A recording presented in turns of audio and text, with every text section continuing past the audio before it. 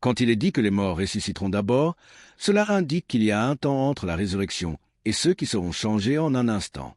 Le texte nous dit, 1 Thessaloniciens chapitre 4 verset 15, « Car voici ce que nous vous disons par la parole de Dieu, que nous les vivants qui survivons jusqu'à la présence du Seigneur, nous ne précéderons en rien ceux qui se sont endormis dans la mort.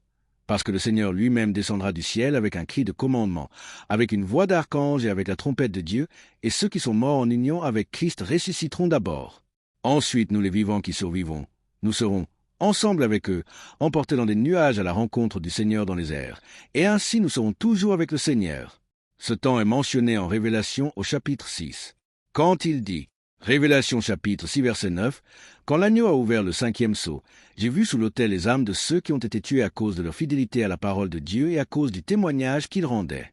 Ils ont crié d'une voix forte, « Jusqu'à quand, souverain Seigneur, saint et véridique, vas-tu te retenir de juger les habitants de la terre et de venger notre sang?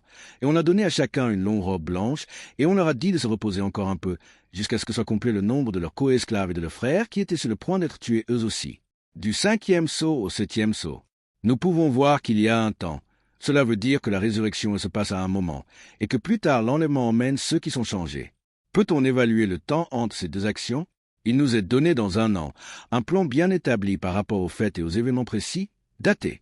Par exemple, la mort de Jésus, sa résurrection est 40 jours après sa montée au ciel, qui peut être un parallèle avec la résurrection des morts et l'enlèvement de cela ensuite. Comme nous l'avons vu du 5e sceau au 7e sceau, qui représente la venue de Jésus à l'automne, le 10 est anime où ceux qui sont encore vivants seront changés en un instant et rejoindront les ressuscités pour être ensemble. Le calendrier de Dieu est assez précis dans ces choses. Il nous indique même des jours. Je ne veux pas dire que ce raisonnement soit exact, mais c'est la Bible qui nous donne ce schéma et nous ne pouvons pas fermer les yeux devant ces choses.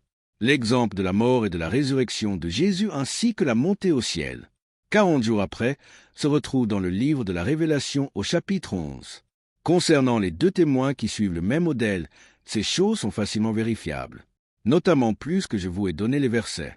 Il y a de quoi réfléchir et méditer pour ceux qui attendent cet enlèvement, et de se préparer à ce moment-là. Nous pouvons voir que Jésus a dit que personne ne connaît le jour ni l'heure, mais les modèles établis montrent le contraire pour notre époque, ce qui montre que Jésus a dit ces paroles pour le 1er siècle et non pour notre époque. C'est en étudiant la Bible que l'on peut saisir l'importance de ces modèles des jours qui sont donnés, des dates, des événements qui se ressemblent, pour nous enseigner, pour nous faire comprendre, et pour nous préparer.